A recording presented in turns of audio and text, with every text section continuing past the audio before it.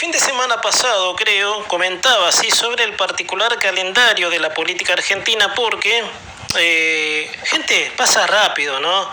Yo creo que la política está corriendo en estos últimos años a una velocidad de poco menos que, no sé, uno pensaba quién iba a hablar, ¿sí? 2 años antes, obviamente, porque si nos ponemos en cálculos estrictos, ¿no? Bueno, el año que viene es el 2027, o sea que para que termine el gobierno de Milei y el de la ciudad de Buenos Aires, faltan este año, todo este año y todo el año que viene, porque de octubre, ¿sí? A diciembre que asumen, gente, son 2 años más prácticamente. Antes de nada, gente, quiero, digamos, decirles, ¿no?, que este comentario se aparta totalmente de los temas caldosos de la actualidad, actualísima, como siempre suelo decir, por ponerle este nombre, para referirme a algo que se viene ocurriendo, algo que viene ocurriendo ya hace unos años, gente, y tal vez muy pocos se fijan en ese detalle. El tema es la calidad gubernamental. ¿Cómo puede ser la calidad de las gestiones cuando un año antes nos tenemos que preparar para la elección de medio término? Al año siguiente prepararse para las presidenciales del año siguiente. Y así está ocurriendo en los periodos de 4 años. Hacía un posteo en X esta semana, ¿sí?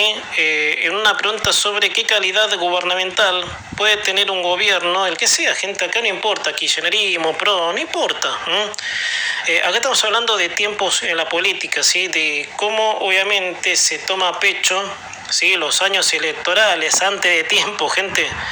A mí me parecía mentira, gente. Mañana con Edgardo Señez vamos a hablar, te adelanto un poquito lo de mañana, ¿sí?, porque viene al caso, ¿no? Sobre qué va a pasar, obviamente, ¿sí? 2 años antes, gente, principio de 2026, hablar de las presidenciales de 2027, gente, y lo escuchaba en una radio colega incluso, esta situación. Pero bueno, ¿cómo puede ser la calidad de las gestiones? ¿A qué voy con esto? ¿Sí? Cuando un año antes nos tenemos que preparar para las elecciones de medio término, al año siguiente prepararse para las presidenciales del año siguiente. Y así está ocurriendo en los periodos, como te decía. Bueno, gente, esto ocurre, ¿no?, desde la reforma constitucional, ¿no?, del periodo presidencial, obviamente, de 4 años y 2 años elecciones de medio término, desde la reforma constitucional de 1994. El periodo presidencial se redujo a 4. Bueno, eso fue todo un arreglo, gente, en el gobierno de Menem. Hablando de Menem, gente, hoy es un día de su fallecimiento, se cumplen 5 años de su partida, el expresidente Carlos Menem, que murió siendo senador en su provincia natal, en La Rioja. Bueno, hoy se están cumpliendo 5 años de su deceso. Bueno, gente, eso fue todo un arreglo, como te decía, con el gobierno de Menem, ¿sí?, con la oposición para que pudiera tener otro mandato. O sea, en vez de 6, donde no había reelección, a 4, donde sí había reelección. Hace días, y lo escuché en radio, ¿sí?, el fin de semana pasado, que pasó lo mismo, gente, que pasó hoy lo mismo. Yo lo comentaba, es que se habla mucho de las elecciones del 2027. Días atrás comentaba que con Macri iba a relanzar el PRO con su candidato, Karina Milei, que es lo más fuerte, gente, lo más fuerte que se tejió.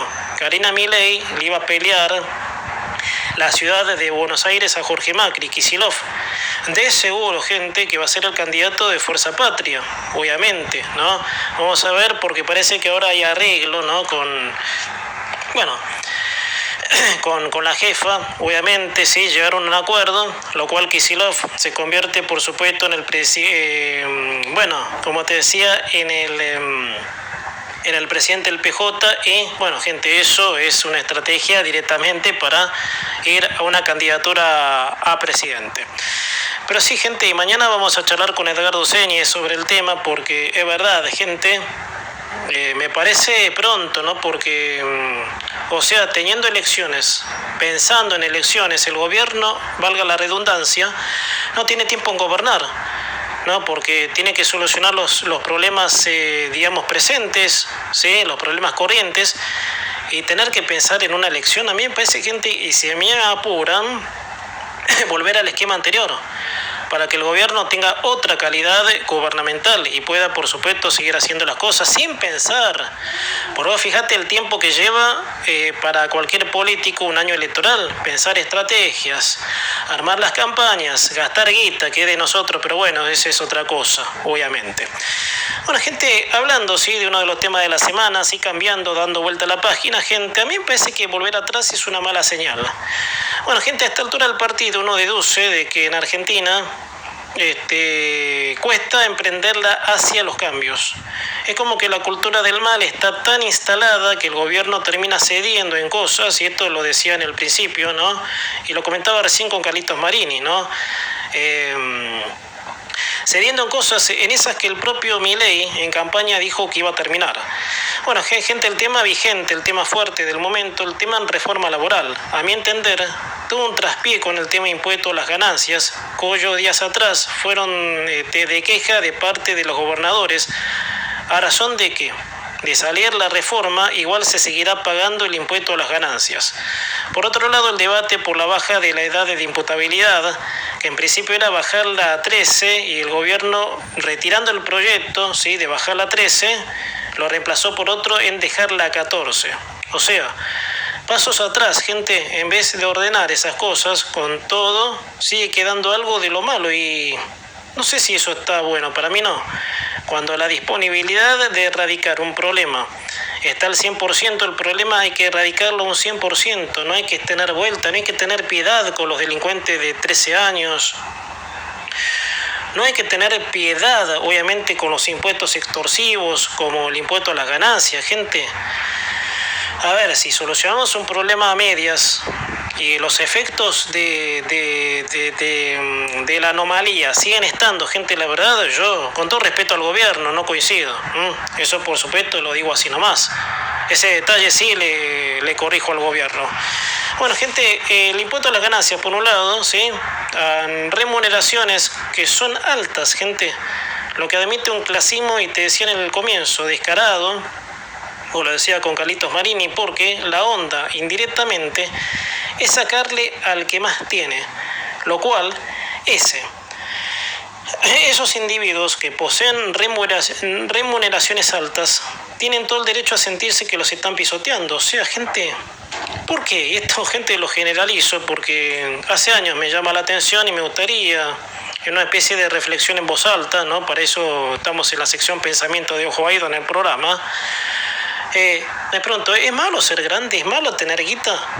O sea, esto incluye a Cristina Fernández. Miren lo que les pregunto, le tiro una bomba con esto, gente. A Cristina Fernández de Kirchner, que ahora tiene, digamos, que la justicia ordenó al gobierno devolverle su jubilación de privilegio y su pensión de viudez. ¿Le van a cobrar impuesto a las ganancias a ella o ella no?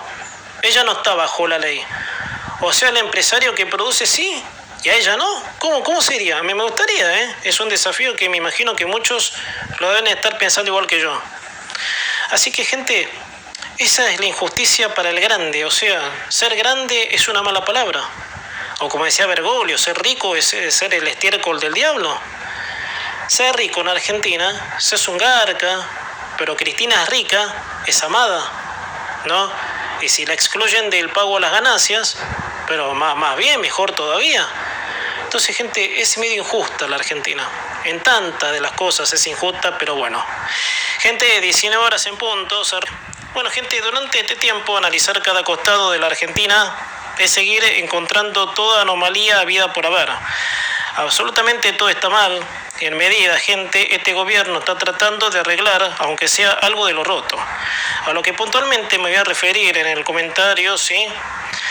¿Se acuerdan ustedes de la muerte del soldado, sí, que se suicidó? Bueno, cuyo suicidio, en su momento quisieron taparlo, ¿sí? Como que el mismo soldado se quitó la vida por problemas económicos, ¿no? Que fue una versión totalmente de mentira, gente, porque no se suicidó por problemas económicos, sino que tuvo sus razones, obviamente, para suicidarse por las presiones que sufría. Y no fue así, gente. Esa versión fue la primera que circuló en calidad de tapar el gobierno tapar al gobierno de la provincia de Buenos Aires. Y para redundar, gente, de que este es el país del revés, no hay más que ver, ¿sí?, lo que dijo, obviamente, el padre de Rodrigo Gómez, que fue el soldado que se quitó la vida, tratando al gobernador de Buenos Aires como incompetente, acusándolo a Kicillof de permitir en el servicio penitenciario el uso de celulares a los reclusos. El suicidio de Gómez fue porque recibía amenazas de todo tipo de un grupo de mafiosos que están presos, o sea, lo hostigaban con acusaciones y por meterse en una investigación, algo así, no sé qué fue realmente, estaría desconociendo el dato, pero yo acá quiero remarcar lo que es la provincia de Buenos Aires con la seguridad. O sea, en vez de estar protegidos, tenemos que estar pensando en que no nos va a pasar nada, porque los presos usan celulares. Realmente es una locura. Decía, gente, el suicidio de Gómez fue porque recibía amenazas de todo tipo de un grupo de mafiosos que están presos, o sea, lo hostigaban con acusaciones y por meterse en una investigación, algo así, por lo que el soldado Gómez no soportó la presión y se decidió quitarse la vida. La verdad, gente, que estar en el lugar del padre es poco menos que tener una impotencia total, mencionando sí lo que hace años pasa y que ningún juez de la nación ni tomó cartas en el asunto. Ahora, pregunto, ¿de dónde se ha visto que los presos tengan celulares, gente? Por si muchos no lo saben, la privación de la libertad al que comete delitos, en parte también mantenerlos incomunicados, ¿no? Solamente los presos, cualquiera, que sea, solamente los presos reciben, no sé si una o varias veces por semana, familiares, solo eso, pero después un recluso debe estar incomunicado, porque de esa manera se los tiene bajo control, para que no sigan planeando delitos desde la cárcel, gente. Entonces, gente, si uno se lo pone a pensar, ¿no? Porque yo creo, a mi criterio, sí, que en otro país no va a pasar esto, pero ¿dónde se ha visto que un preso tenga, por supuesto, tenga celular? No, la verdad, es medio insólita la cuestión.